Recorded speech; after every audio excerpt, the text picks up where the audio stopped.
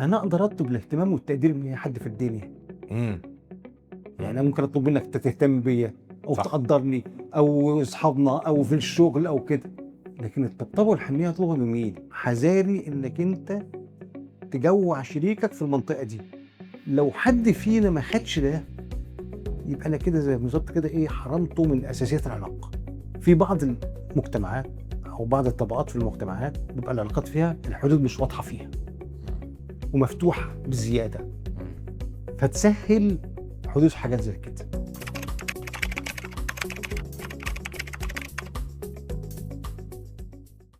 مساء الفل يا دكتور اشرف. مساء الخير يا كريم، اخبار ازيك؟ حضرتك؟ الحمد لله. احنا هنبدا سلسله جديده، ان والسلسله شاء دي الله. خطيره جدا و... وتقيله جدا، ومحتاج ان انا اعلن فيها من قبل ما نبدا انه باكد على كل الناس اللي هتسمعنا وهتشوفنا انه السلسله دي محتاجه تتشاف من اول دقيقه لحد اخر دقيقه، تتشاف بتركيز وبانتباه. مش افضل حاجه ان انا اخد منها مقتطفات او اشوف حاجه على السريع واقفل، لانه احنا هنتكلم عن موضوع خطير. دكتور اشرف يقول لنا بقى ايه الموضوع. الخيانه الحميميه. اه، في الخيانه الحميميه. حميميه نبدا بالتعريف. هي عباره عن انك انت بتدخل في سلوك ينتهك ميثاق الالتزام والثقه ما بين الزوجين وما بين اي اتنين في علاقه عاطفيه. ده بيكون نتيجته ان هو بيسبب الم عاطفي ضخم جدا للشخص اللي اتخان، مم. ويسبب له ارباك في حياته شديد جدا، وبيعمل صراع في العلاقه، وفي معظم الاحيان بيسبب الانفصال. وهو مش بس بيهز ثقه اللي اتخان في شريكه بس، لا، ده يهز ثقته في كل العلاقات اللي شبه كده وفي اللي حواليه، وثقته في نفسه، وثقته حتى في قيمه ومعتقداته. مم. فعشان كده بتبقى احنا بنشبهها زي ما يكون كده ايه، زلزال حصل في حياة اللي اتخان. مم. في مرة حد وصف لي الشعور ده، قال لي بالظبط كده، وصف لي اللي حصل جواه ايه. قال لي زي ما يكون ازاز عربية واتخبط، ما تهدش الازاز بس اتكسر لحتت صغيرة. مم. وانا افتكرت يعني لسه الازاز متماسك بس ما اتكسر كله. اللي احنا بنسميه كانه في سرطان، بالظبط. فالازاز موجود اه بس انت ما انتش شايف اصلا. بالظبط. مم. وانا افتكرت مره مثل زمان كده، كان حد بيتكلموا عن مدى يعني اللي هو الايه الارباك اللي بيحصل. ان بيقول تخيل لو متجر بنبيع فيه ادوات صيني وفيل دخل جواه، هيبقى حجم الدمار شكله عامل ازاي. مم. فعشان كده اهميه الموضوع من هنا كده، الناس تفهم هو ده بيعمل ايه في البشر. مم. يعني ساعات اللي بيرتكب الفعل ده ما بيبقاش واخد باله هو قد ايه مؤذي للطرف الاخر، وقد ايه بوظ له حياته. وفي نفس الوقت اللي اتخان لما بيبقى متألم قوي في الاول بفهم ان هو الوحيد اللي بيحصل له كده، لا، مم. هو فعلا بيبقى موقف صعب جدا، وانك هتتألم، هتتألم، وده طبيعي انك تتألم. مم. فعشان كده بيبقى ان احنا اهميته جايه من هنا، اوكي. الناس تفهم والفعل ده بيعمل ايه. اوكي. فكأن احنا عايزين يعني نأكد او نشاور على انه هذا الفعل تأثيره ضخم ومدمر. وافتكر في حضرتك واحنا بنحضر كنت قلت تشبيه مهم كده، ان هو الخيانة هي تسونامي العلاقات. اه وكلنا سمعنا عن التسونامي وبيعمل ايه وتوابعه والكلام ده كله بيشيل مدن بالكامل. امم فهي حاجة خطيرة، مش سهلة. وزي ما حضرتك قلت كده تأثيرها بيبقى ممتد. انا ممكن يعني اشبهها كاني جبت حجره ورميتها في الميه، فتبدا تعمل امواج صغيره وتكبر تكبر تكبر. اول دايره ان انا بفقد ثقتي في اللي قدامي، وافقد ثقتي في نفسي، والدايره توسع افقد ثقتي في الناس حواليا، وافقد ثقتي في العلاقات عموما، وممكن افقد ثقتي كمان في القيم والمعتقدات بتاعتي اللي انا عايش بيها بقالي سنين. وفي قدرتي ان اعمل علاقه تانية لصيق حميمه مع حد اخر وانجح فيها. امم اوكي. حته هنا بقى صغنططه كده، واعتقد ان احنا دي هنجيلها في الحلقه يمكن الثالثه واحنا بنتكلم بشكل طبي انه اعتقد انه التأثير ده جوه مخ الضحية او اللي اتقام في حقه موقف الخيانة، فبرضه ده كمان اعتقد انه بيسيب اثر ضخم جدا في مخ الشخص اللي قام بالخيانة. هو اصلا ده في فرق بين الاثنين. مم. يعني ده بيفكر وبيحس وبيشعر بشكل، وده بيفكر ويحس ويشعر بشكل. عشان كده لما بنيجي نعمل برنامج للتعافي من اللي حصل في الاول ما بينفعش تيجوا مع بعض، اوكي. فيبقوا منفصلين عن بعض. مم. فدي التفاصيل دي هنبقى نتكلم فيها ساعه ما هنيجي نوصل لمرحله ان احنا ازاي ننجو من الفخ ده بعد ما حصل.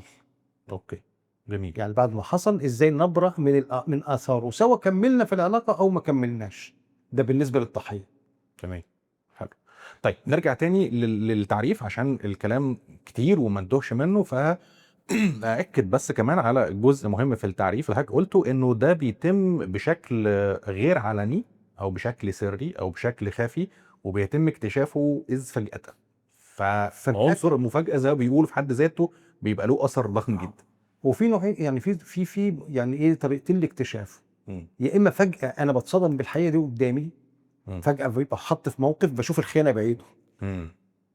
وانا ما بكون مآمن 100% ومش شايف اي حاجة وخالص، وفجأة بيحدث لي ده. مم. وفي نوع تاني من الخيانة بيبقى له حاجات كده يعني ايه، في عدم رضا في العلاقة، في زمزقة دايما من الطرف الاخر، في دايما معايرة، في مش عارف ايه، في كلام عن حد طرف تاني متكادل شوية، في امارات كده خروج متاخر، ما اعرفش ايه، بتقول ان في حاجه بتدور في الخفاء، وان هي في خيانه هتقع او وقعت اوريدي، بس انا لسه ما شفتش واتاكدتش. بس في كلا الحالتين الاثر المدمر اللي بيسيبوه على الشخص اللي هو اتخان هو واحد. طبعا.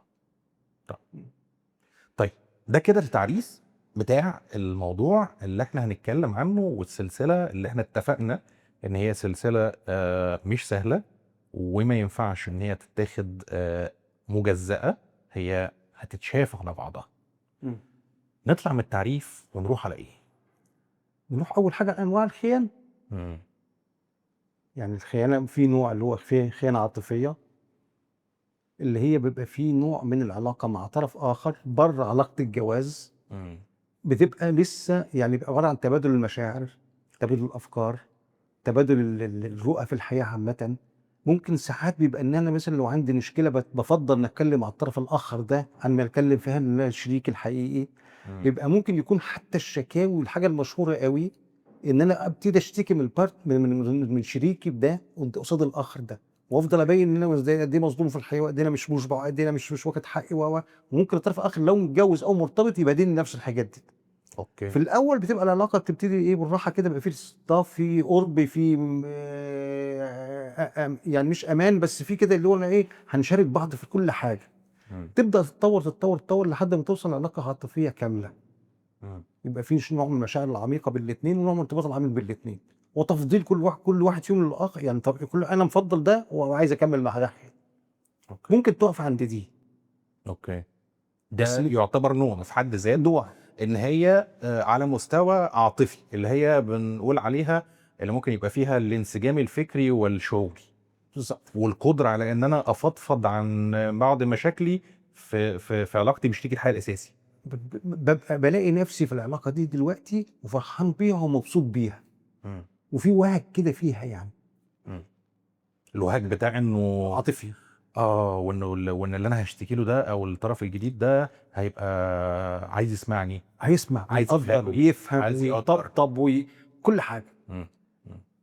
تمام. تمام. ده اللي هو النوع الاولاني. النوع الثاني بقى اللي هو الخيانه الجنسيه، مم.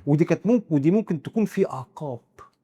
اوكي. الخيانه العاطفيه تتطور توصل للخيانه العلاقه كامله بقى بعلاقه جنسيه. اوكي. وممكن تكون علاقه جنسيه بحته مع شخص اخر ومؤقته ونزوه وخلصت وتتكرر.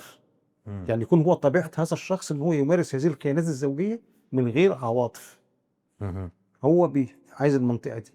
اوكي. ده نوع علاقة جنسية بحتة تماما، او ما اتكلمش على عواطف هنا خالص ولا على مشاعر، ولكن هي علاقات ودي خلينا بتبقى علاقات متعدده. ممكن تبقى متعددة وساعات ممكن تبقى مع شريك واحد بس، وساعات بيكونوا الطرفين متفقين على ده، تمام. ان هما اوكي احنا مكملين كده في المنطقة دي، فقط لا غير. تمام، وبدون اي التزامات. بالظبط. او ان هي بتكون جايه اون توب اوف الخيانه العاطفيه، خدنا وقتنا في الخيانه التطور العاطفيه. الطبيعي بتاعها بقى. فعشان كده حتى ساعتها بنقول ايه بقى، ايه الخيانه الكامله. مم. خلاص اكتملت الاركان كلها. في بقى الخيانات الالكترونيه. دي بتاعتي بقى. انا بقى خلاص دي بتاعك، يعني انت تفهم جيلنا احنا ملوش دعوه، مش متصل قوي مع التكنولوجيا زيكم يعني. هو ده حقيقي. هو انا الحته بتاعت الخيانات الالكترونيه دي من خلال شغلنا بشوف ان هي بتبقى شبه ايه، كاني عملته ما عملتش، فبيبقى فيها امان زائف. اللي هو انا يعني وصلت للحته بتاعت النشوه والانبساط بتاعت الدخول في علاقه تانية خارج العلاقه الاساسيه بتاعتي، بس في نفس الوقت انا ما عملتش حاجه. ده شويه شات يا عم، او فيديو كول اخرنا، يعني ماسنجر مش عارف ايه كلام من ده. فاللي هو يعني الحمد لله، ضرر اخف من ضرر. انا يعني ما عملتش حاجه يعني اتحاسب عليه. ده كلام فاضي. وهنا انا بقول انه الحته دي فعلا امان زائف، لانه انت ايش ضمنك؟ ما هي ممكن تبدا كده وتكمل اكتر من كده. الحكايه بتبقى عامله زي الرمال المتحركه. خلاص انت دخلتها، انت فاكر ان انت في امان والدنيا زي الفل، بس لا، ده انت ممكن تغرق اكتر.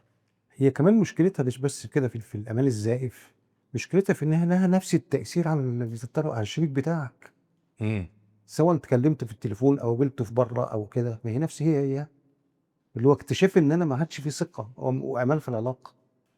فهي عشان كده خطورتها كمان انها تعمل نفس التاثير على الطرف الاخر.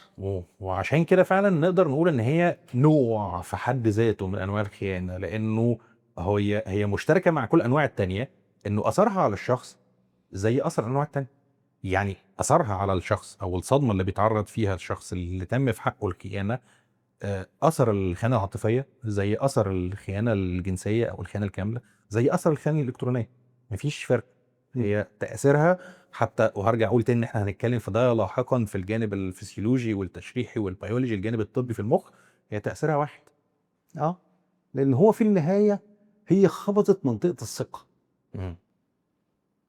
وخلت الطرف الاخر يحس ان هو مش كفء، وان هو مش مالي عين التاني، وانه بيفضل عليه حد اخر، وان انا مش ضامن بعد كده هو هيبقى يعني هيرجع ولا هيكمل ولا هيسيبني ولا بتاع. ده خلاص يعني هي خبطت في نفس المناطق اللي هي الخيانات التانية بتعملها. فغالبا بيبقى هتلاقيه مش قادر يكمل او مش عايز يكمل. ما انا هعيش ازاي من غير ما اكون انا امن وحاسس ان انا قوي في العلاقه وحاسس ان انا مشبع اللي قدامي وان اللي قدامي راضي بيا؟ صح، مش هينفع. اعذرني بقى على الحته دي، بس انا افتكرت دلوقتي كلمه مهمه قوي في التعريف حضرتك قلتها، انه دي بتخترق الميثاق اللي ما بينها. وهنا بقى دايما بفتكر اللفظ يعني الديني، يعني الميثاق غليظ. هي فعلا ميثاق غليظ.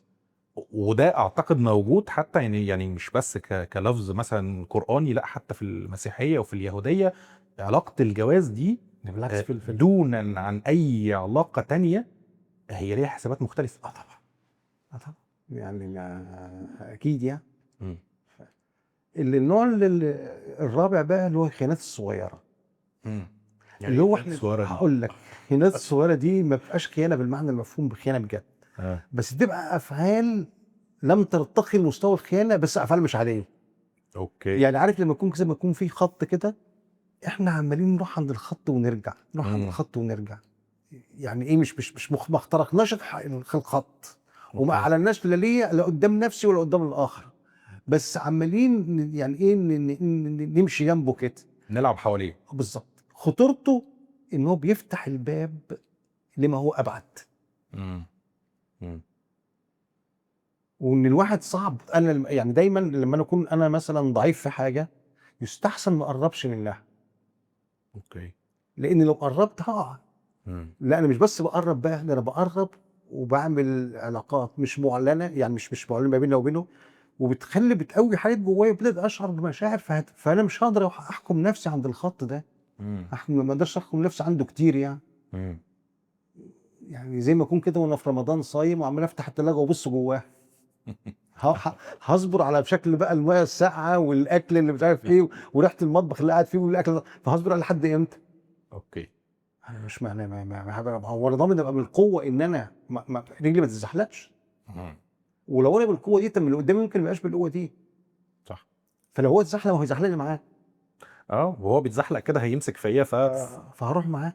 مم. فعشان كده هي احنا بتسمى في التعريف خيانات صغيره، مم. لكن هي ما هيش خيانه كامله زي التانيين دول، بس في نفس الوقت ممكن هتبقى مقدمه وبتفتح الباب لما هو ابعد.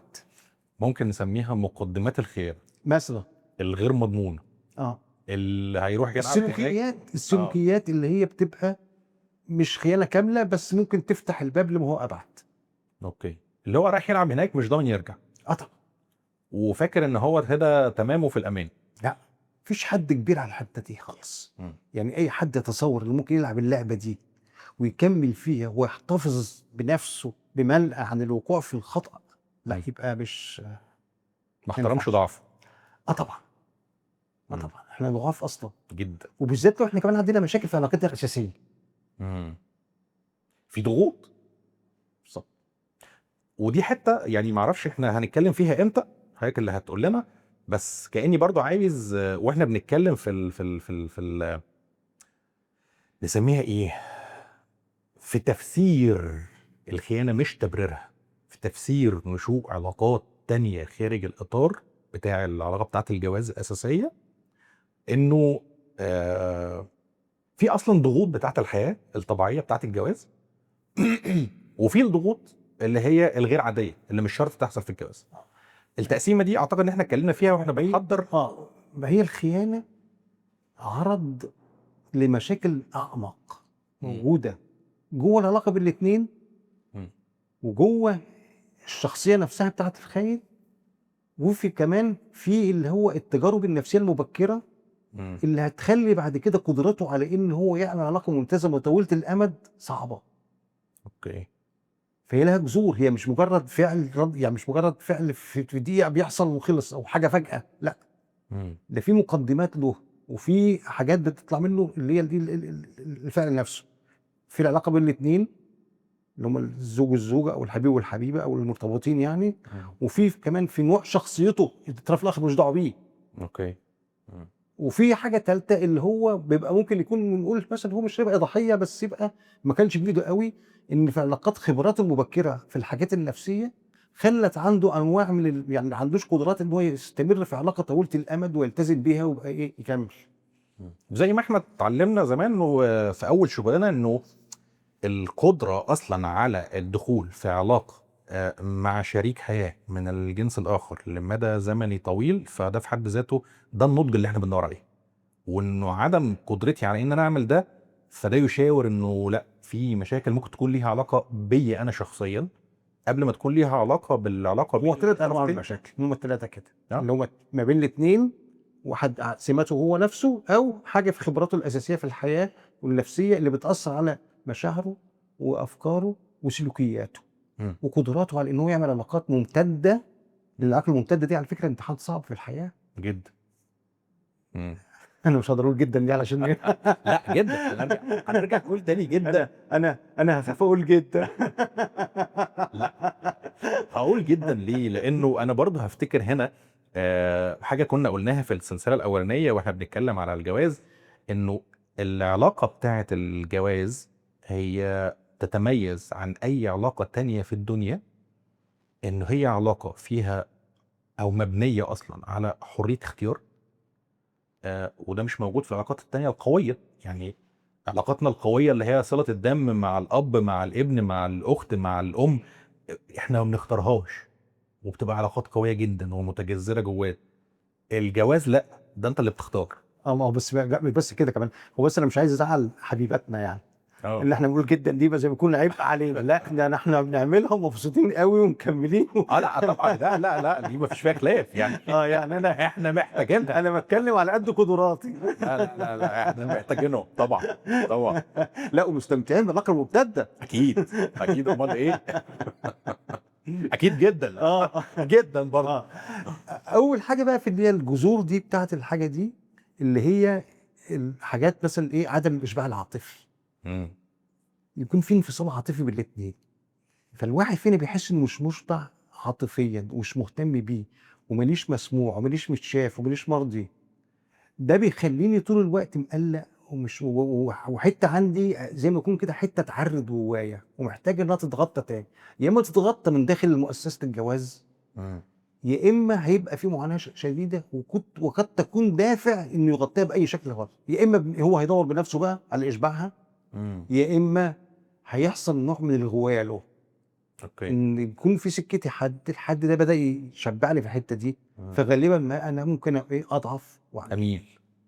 عشان كده دايما بقول للناس حذاري انك انت تجوع شريكك في المنطقه دي، مم. مم. مهما كنت انت شايف انه قوي وقادر وعنده اخلاقيات وقيم مش هي لا يمكن، مفيش حاجه اسمها كده. لابد ان نحترم الضعف الانساني ونبقى فاهمين ان المنطقه دي انك تجوع شريكك، ولا بقول تجوع بقصد اللفظ، لان الجعان ساعات مش هياخد باله قوي هو هياكل ايه. اوكي تمام. تمام. وتجوع هنا برضه عشان نبقى برضه منصفين، انت ممكن تجوع وانت مش واخد بالك، وانت مش واخد بالك. طبعا. بس مفيش حاجه في الجواز اسمها مش واخد بالي. طيب. ان لاهميته في حياتي زي ما احنا قلنا قبل كده، والاهميته علشان ولادي واهميه كل حاجه لازم ابقى فضل طول الوقت. احنا قلنا احنا لازم تفضل طول الوقت واخد بالك، ولازم طول الوقت تبذل مجهود عشان تنجح. حلو. فما اجيش في المنطقه اللي هي المهمه قوي دي وما باخدش بالي، حتى لو ما خدتش بالي برضه ده تقصير مني. ماشي، بس خليني اقول يعني احنا مش بنبرر، احنا بنفسر وبنقول انه مش معنى ان انا مش واخد بالي انه ما حصلش خطأ، لا هو في خطأ، ولكن احنا بنحاول نفهم. فانا بس كأني بفسر هي ليه ممكن تحصل وانا مش واخد بالي. انا هربطها هنا بالتحديات العادية والطبيعية اللي بتمر بيها اي علاقة جواز. يعني بداية الحمل، ما دي ضغوط خارجية. الولادة، الرضاعة، أزمة في الشغل عند الراجل، أزمة مثلا قاتلة. دي ضغوط بتحصل بشكل عادي جدا في أي علاقة جواز. تمام. والضغوط دي ممكن تاخد الواحد لبعض من الوقت ما ياخدش باله فيها انه بيجوع الطرف التاني. وانا هنا بتكلم على الراجل تجاه الست او الست تجاه الراجل. الاثنين احنا مش بنتكلم على واحد مش وهنا برضه مش بننفي الخطأ، هو في خطأ، بس احنا بنقول ان ممكن يبقى في خطأ غير مقصود يستوجب برضه اصلاحه والاعتذار عنه، او الخطأ المقصود دي حاجه تانية. انا قصدي المنطقه دي لما لها من اهميه، انا قصدي ابروزها بالشكل ده، لما لها من اهميه ضخمه جدا. علشان بتروح خبط العلاقه في مقتل. اكيد. تمام. بعد كده اللي هو عدم الرضا الجنسي.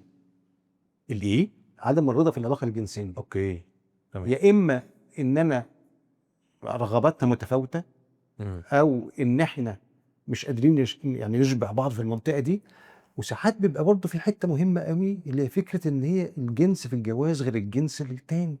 الجنس في الجواز لابد ان يكون محمل بمشاعر من القرب والحميميه والحب والرعايه والاهتمام.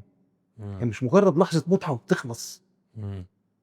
لا، لازم تبقى يعني لازم يبقى جواها الغلاف ده، لان هي دي اللي هيحميها من انها تبقى روتين وتبقى ممله. اوكي. يعني هي لو هي لحظه جنس وخلصت بعد شويه تبقى ممله ويبقى فيها روتين وتتعمل كتقضيه واجب، او ان انا بعملها تحت دعوه ان انا ايه يعني ايه بأدي واجبي ناحيه الاخر، بوصل له حق.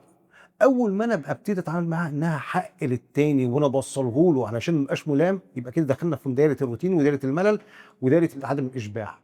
وطالما في روتين وملل يبقى انا اكيد لازم هدور على مصادر تانية، لكن لما يكون فيها مشاعر متبادله ما بين الاثنين وفي رسائل بتوصل بالاهتمام والرعايه، لا، يبقى هنا برضه هفضل انجو من فخ الملل والروتين، وهيبقى ليها معنى تاني انا مش هعرف احصل عليه من طرف اخر.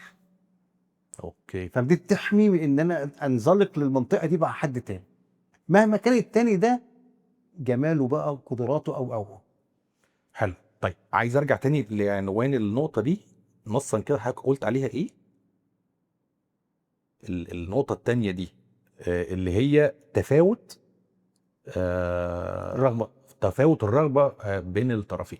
طيب كأن عايز افسر كلام حضرتك انه ده بيبقى مغلف بشكل من الموده او الرحمه اللي هي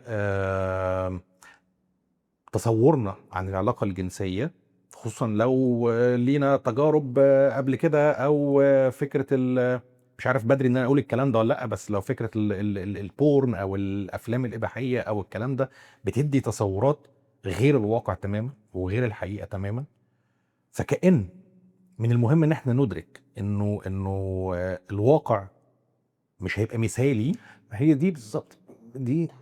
دي احنا هنتكلم فيها فكره اللي هو التوقعات العاليه تمام. في العلاقه اوكي. بعد كده من الزوجيه، مم. سواء توقعات من ناحيه اللي هو الحب او الرومانسيه، او سواء توقعات في حاجه جنسيه. اوكي. اكون مستني حاجه من العلاقه اصلا تبقى اعلى مما العلاقه تديها لي.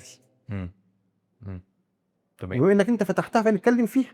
اوكي. يعني احنا بنتكلم في يعني مثلا في حكايه، يعني من ضمن الحاجات اللي بتاثر اللي هي التوقعات العاليه. احنا بنخش علاقه الجواز ساعات مش فاهمين هي هتدينا ايه وما تديناش ايه. مم. بقى فكرتنا عن الجواز زي السينما كده بس، الحب، مم. المشاعر اللي على طول، العواطف اللي مش عارف ايه يا جماعه ده تمثيل ملوش مم. دعوه بالواقع. مم. فده في منطقه الاشباع اللي هو العاطفي برضه لازم نبقى عارفين احنا هناخد ايه من الجواز. ما نبقاش طول الوقت فاهمين ان احنا لا، ده احنا هنفضل طول الوقت الوهج العاطفي ده موجود على طول. مم. مش هينفع، ده مش موجود على طول. هيبقى موجود، ده احنا قلنا هيبقى موجود علاقه اخرى بوهج تاني بحاجه تانيه، لكن مش اللي هو الشكل ده. اوكي.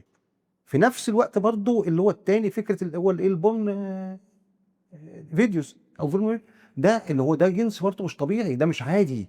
مم. يعني ده مش عادي، مم. ده معمول علشان يدي تأثير مختلف شبه التاني السينما بتاع الحب ده.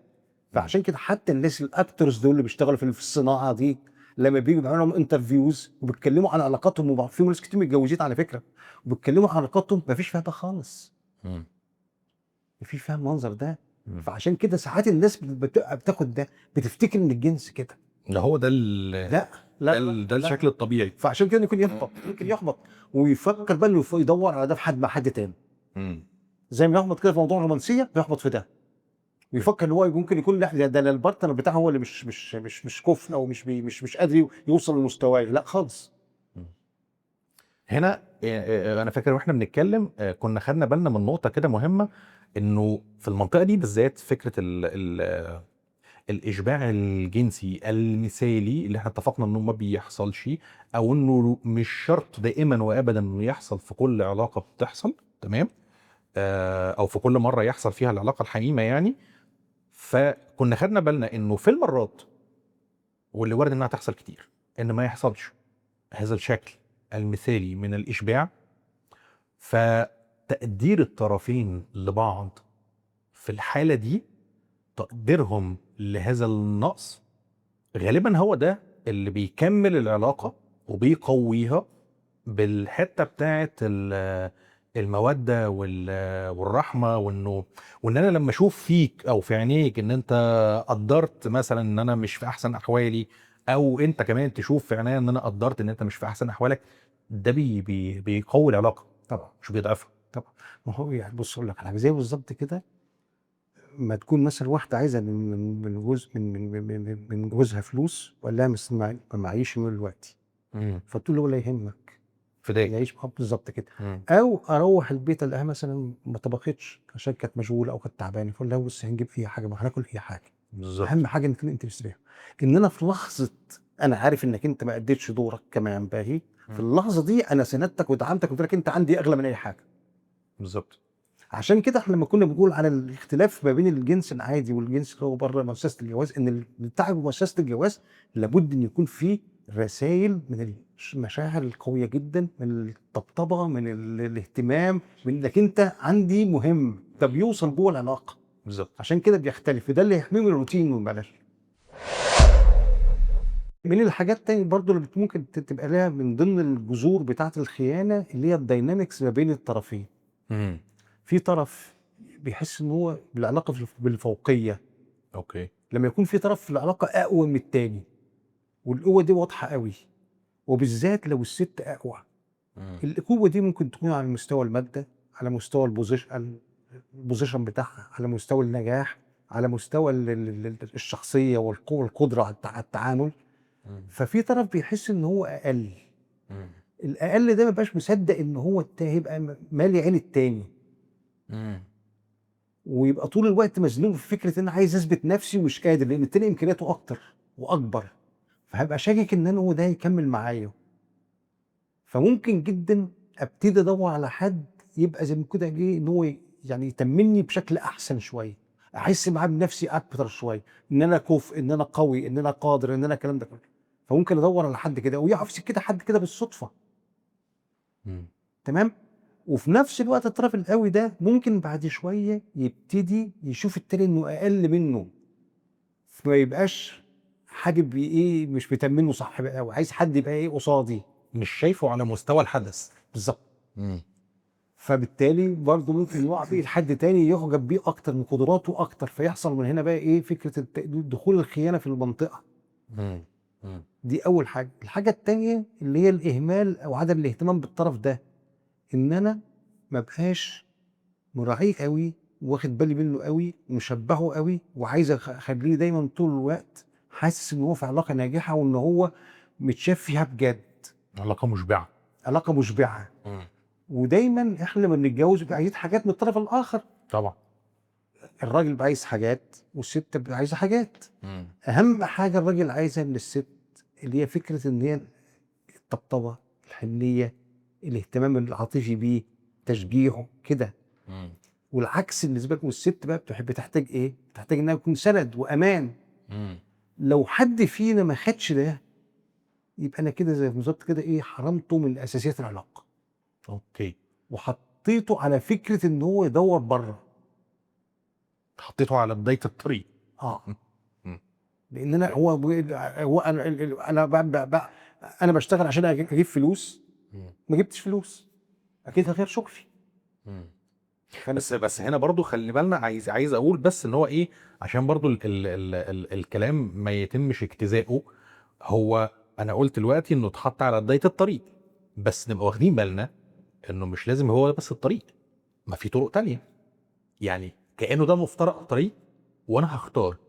انا زي ما بنتكلم حتى في لغتنا كده في علاج الادمان، انا هركب الزحليقة واروح الطريق ده، او هختار ان انا اروح عند طريق في مواجهة مع شريكي الاساسي، انه والله انا شايف انه انا ناقصني كذا في العلاقه.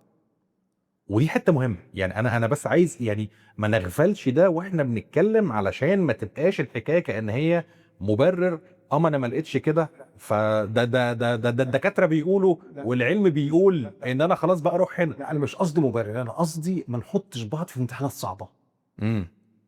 يعني ما جوعش الطرف الاخر وفي الاخر خالص الومه ان هو اتزحلق. امم. هو لا، هو المفروض ما يتزحلقش، اه. بس مش كل الناس عندها نفس القدرات ونفس القوه. امم. فانا ليه احط الطرف الاخر في امتحان صعب؟ امم. ليه ما يبقاش طول الوقت احنا مسهلين المهم على بعضنا؟ امم. تمام. وده بيكون برضه نتيجه ان هو ما بيبقاش فيه تواصل امن ما بين الاثنين.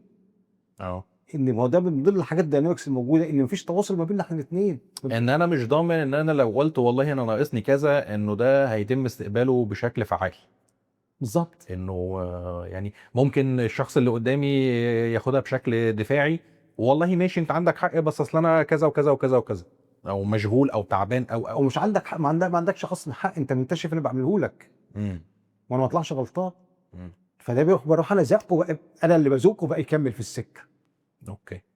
وفي نفس الوقت ده برضه بيخلينا عدم التواصل اللي هو الفعال ده، بيخلي لو في بينا وبين بعض مشاكل ما بنتكلمش فيها، وبنركنها على جنب لحد ما المشاكل دي تفضل تكتر تكتر تكتر لحد ما تبني جدار. بالظبط. طب ما الجدار ده ما يتبنى، ما خلاص احنا بعيد عن بعض، المسافه بعدت. امم. فغالبا بدل ما انا هستثمر بقى جهدي ووقتي في ان احل، بروح واخده مستثمره في جهه تاني بعلاقه اخرى. شوف حلول خارجيه بقى. بالظبط. استعين بصديق. اه. في فده بقى كده. وده ساعات بيظهر اكتر بقى في اوقات ضعف البني ادمين، وبالذات في حكايه ازمه منتصف العمر. امم. ان الواحد لما يبقى مثلا كده يوصل ل 40 ويعديها بقى كده، يبتدي يعيد حساباته، وانا بعمل ايه وعايز ايه من حياتي، ويا ترى انا مشبع ولا لا، ويا ترى انا باخد حاجات من اللي انا بعمله في حياتي عامه. امم. يعني مراجعه عامه في الحياه، في شغلي، في علاقاتي، في زواجي، في كل حاجه. فممكن بقى ساعتها لو انا بجد مش مشبع، هقول لا، طب انا كده بدات ايه، يعني بدا الكيرف بتاعي بدل ما هو طالع الفتره اللي فاتت كلها هيبدا ينزل، فالحق بقى اعمل حاجه تانية. اه طيب انا اسمح لي هنا ان انا هتدخل و مش محتاج تتدخل على طول. الله يخليك دكتور اشرف. يعني هقول شويه حاجات كده حوالين المناطق دي علشان تبقى واضحه. يعني مثلا هرجع كده خطوتين لورا عند زي ما كنت حكايه بتقول ايه، انه الراجل محتاج الحنيه والست محتاجه الامان. وهنا انا عايز هايلايت ده ونشاور عليه قوي كده، انه من الطبقات الخارجيه في العلاقه ما بين الراجل والست، من المتعارف عليه انه الراجل محتاج التقدير وانه الست محتاجه الاهتمام. بس اللي حضرتك شاورت عليه بقى كمان دوت، انا بشوفه انه طبقه اعمق واكثر قوه، انه الراجل محتاج الحنيه وانه الست محتاجه الامان، السند. انه الطبقه دي اعمق من الطبقه اللي قبليها. الطبقه اللي قبليها معروف الراجل محتاج دايما يبقى فيه تقدير والست محتاجه دايما فيه اهتمام، ولكن الطبقه الاعمق كمان بقى ما بينهم او الداينامكس اللي ما بينهم، انه الراجل محتاج الحنيه دي والست محتاجه الامان والسند ده. بس انا هقول لك على حاجه بقى، انت في كده جت في دماغي حاجه دلوقتي. انا اقدر اطلب الاهتمام والتقدير من اي حد في الدنيا. امم يعني انا ممكن اطلب منك تهتم بيا او صح. تقدرني او اصحابنا او في الشغل او كده، لكن الطبطبه والحنيه اطلبها من مين؟ صح. ما انا ما اعرفش اصارح حد بده ولا اطلع ده قدام حد الا شريكي، صح. والا هو انا ما اتجوزت عشان كده. صح. قعد يعني لا عايز ده، فانا هقول له ما بقدرش تقول حاجه.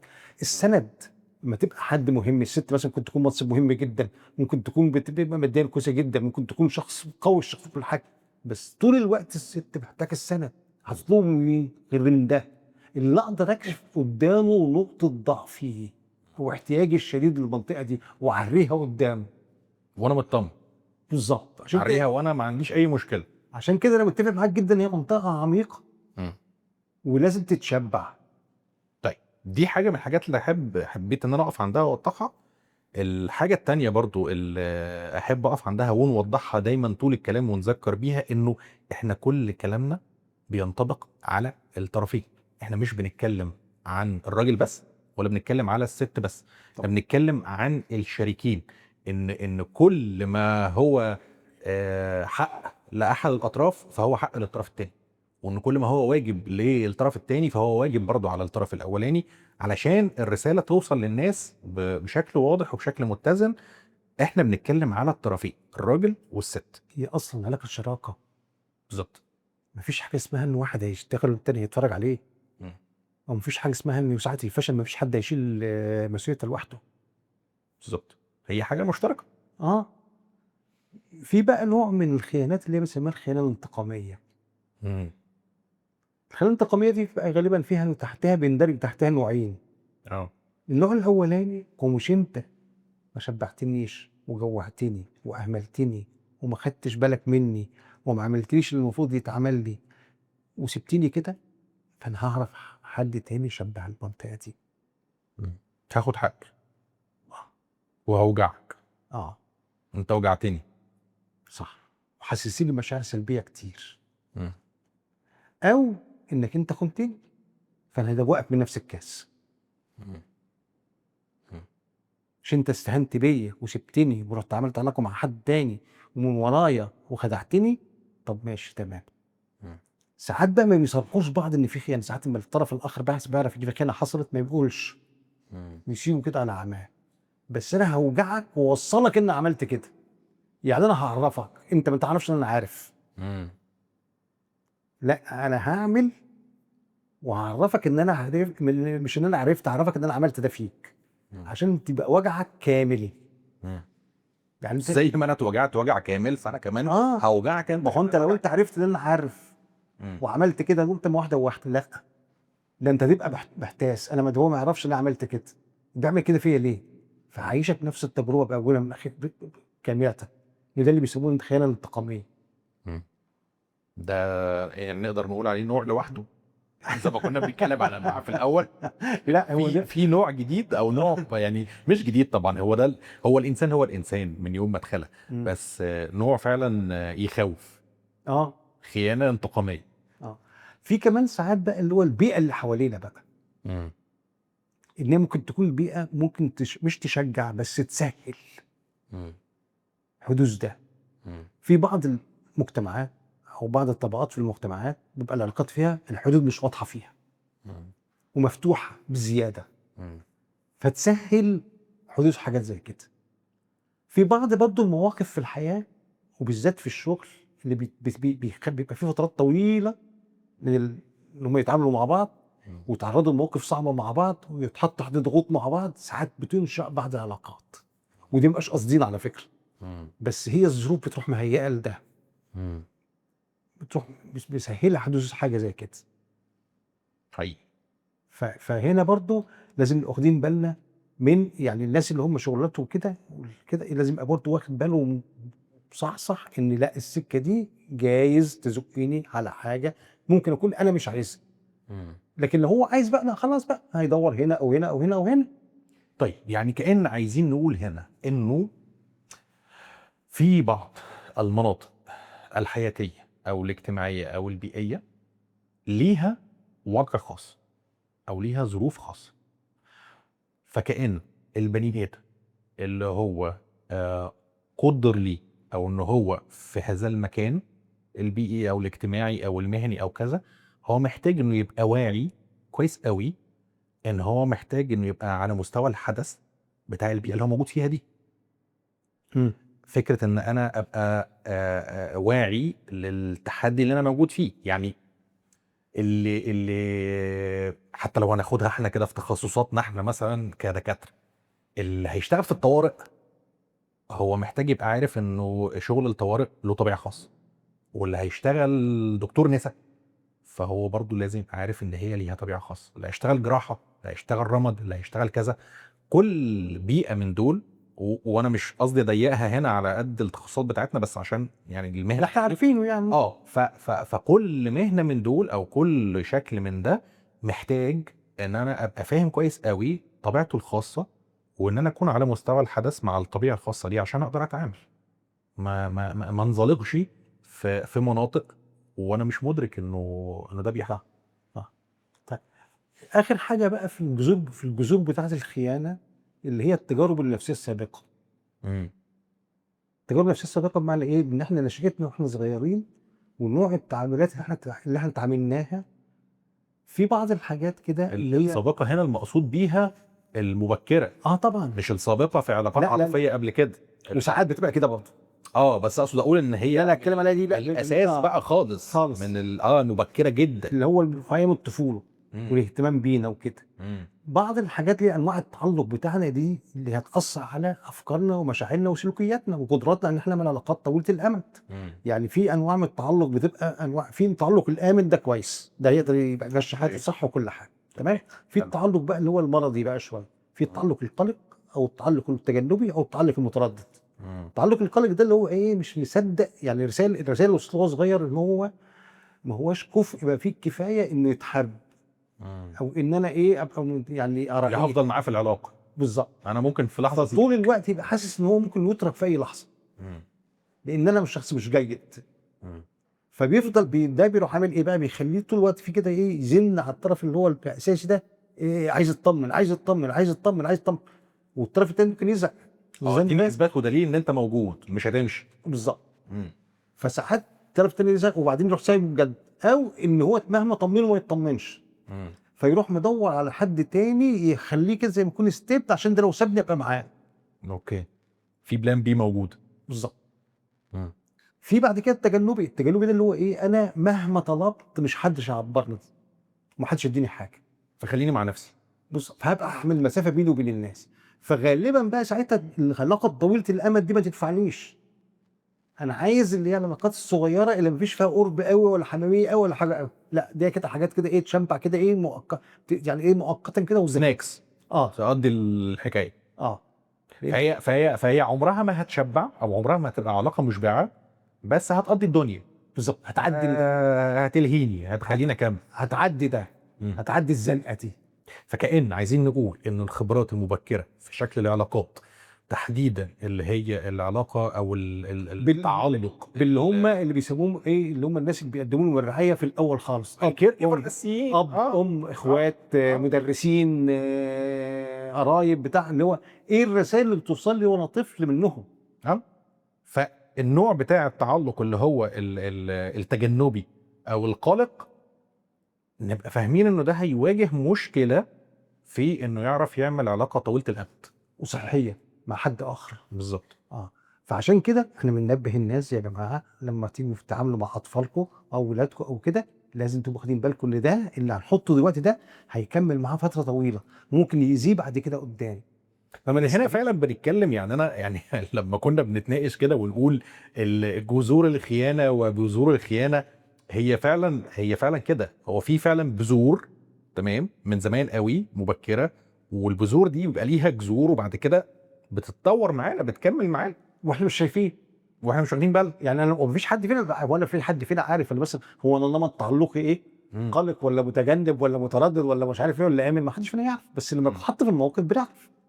لما بحب حد بلاقي نفسي طول الوقت عمال اطارده وازنقه واكلمه واطمن ان هو لسه عايزني واطمن ان هو موجود، واقلق جدا لو اختفى عن عيني كده وانا ما بعرف. انا هنا بقى عايز ازود حتى بقى انه كأن اليقظه الشخصيه بنفسي انا مهمه جدا، ان انا ابقى يعني قادر اعرف او قادر افهم انا ايه مشاكلي، فاعرف اعالجها، فاعرف اعمل علاقه مشبعه وصحيه مع الطرف التاني. ما هو ساعات للاسف المشاكل دي ما بتظهرش ساعه يعني ساعه العلاقه. انا قبل ما احبني او قبل ما ارتبط علاقه عاطفيه مع حد ما بقاش عارف ان انا نمطي او انا كده، اعرف من ايه؟ لكن لما بعرف بقى هو ساعتها هعمل ايه بقى، ده المهم. هتصرف ازاي؟ للاسف بس بتبقى يعني ايه، خلاص اللي حصل وانا اللي شلت الليله بعد كده بقى. طيب من الحاجات برضو اللي انا محتاج اوضحها جدا ان احنا واحنا بنتكلم على الطرفين تمام مش طرف واحد، فدايما كلمه ازمه منتصف العمر دي مرتبطه بالرجاله اكتر، فانا عايز اوضح انه لا، يعني هو ده بيحصل مع الرجاله وممكن كمان يحصل مع الستات. وكمان عايز اقول انه ده بيحصل في عموم الحياه. بمعنى ايه؟ بمعنى انه البني ادم مننا مع كل مرحله عمريه بتتجدد جواه الاسئله اللي احنا بنسميها اسئله وجوديه، انا مين وبعمل ايه وعايز ايه وهدفي ايه ورسالتي ايه. فمنتصف العمر دي من المراحل اللي بتيجي على بالنا فيها الاسئله دي. مع الرجاله معروف قوي الفكره بتاعت انه طب خلاص انا ايه يعني نجمي بدا يقفل، او انا سحري بدا يقل، او انا خدت حقي في الحياه ولا ما خدتش. فبتطلع بقى ازمه منتصف العمر هنا، ويبدا ساعتها اللخلخه او اللخبطه ان انا ممكن اتزحلق في الحته بتاعت الكيل. عايز اقول بقى انه كمان الستات في الوقت ده بيمروا بازمه كبيره، ازمه لوقت فات، اللي هو طب انا حياتي راحت مع الولاد والخلفه والرضاعه والتربيه والكذا كذا كذا ونسيت نفسي. وازمه مع اللي جاي انه غالبا انا خلاص داخله في السن اللي هو هفقد فيه الخصوبه اللي احنا بنسميه سن اليأس. فكأن هي عيني بتتزنق ما بين حتتين، اللي فات من عمرها واللي جاي من عمرها. فبرضه دي أزمة، يعني ممكن أسميها برضه اللي هي أزمة منتصف العمر، اللي هي برضه هتدور فيها غصب عنها على نفسها. طب أنا فين؟ أنا حياتي إيه؟ أنا محتاجة حاجة حلوة، أنا محتاجة حقي. فبأكد بس هنا إنه كل اللي إحنا بنتكلم عنه هو بينطبق على الطرفين، على الراجل وعلى الست. انت بتتكلم دلوقتي في حاجه كده جت في بالي كده. اول حاجه في ناس كتير او نماذج شفتها يكون مثلا خلف ولد ولا اتنين ومثلا في العشرينات والثلاثينات وخلاص وقفوا خلفه، وعند سن 40 خالفين تاني وكأنه بيجدد الدوافع. مره حد قال قدامي سيرة اللي كانت قالت قدامي الكلمه دي، قالت لما جبت الطفل ده شهاده صلاحيه وكأن لا انا ما عجزتش ولازم ما زلت قادره على ان انا اخلف. ده اول حاجه، ده اول تعقيب عليه. بس السؤال التاني اللي جاب بالي برضه، هم كل الناس لازم يمروا بأزمة منتصف العمر؟ ما تسألنيش انا سألت السؤال ده ليه. طيب حضرتك رأيك ايه؟ ما تسألنيش، ما انا قلت لك ما تزنقنيش بقى. طيب انا رأيي انا الشخصي بخبرتي طبعا اللي مش كبيرة يعني، بس انا اتصور ان كله ان احنا كلنا كبشر كبني ادمين بنمر بيها بدرجات متفاوته. حلوه درجات متفاوته دي. يعني برضه انا مش هزنقها ان احنا لازم نمر بيها دي بالظبط راحت فاتحه لي سكه، بس اللي هو بنمر بيها بدرجات متفاوته. ودي راحت فاتحه لي سكه. يعني ايه بدرجات متفاوته؟ ماشي. مش هنزنق برضه. شكرا يا دكتور اشرف. كامبر الحلقه الجايه اللي محتاجه اقول دلوقتي قبل ما نخلص ان هي حلقه برضه مهمه جدا جدا وخطيره جدا جدا. ان شاء الله. شكرا.